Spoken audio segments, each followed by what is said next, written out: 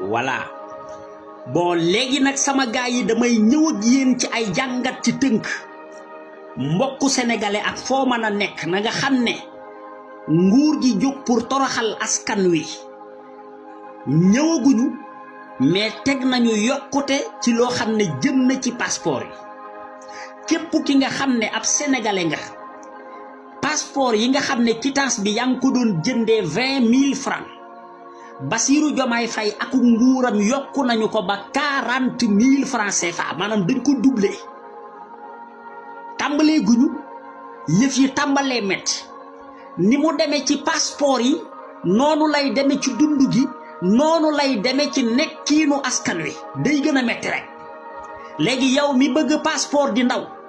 wala koo mën a doon na nga xam ne léegi 20 000 francs yi la fi Macky Sall bàyyiloon nga koy jëndee quittance léegi 40 000 francs ngeen koy jëndee kon na leer régime bu Diomaye ak Sonko lii lay def ci sénégalais toroxal leen rek.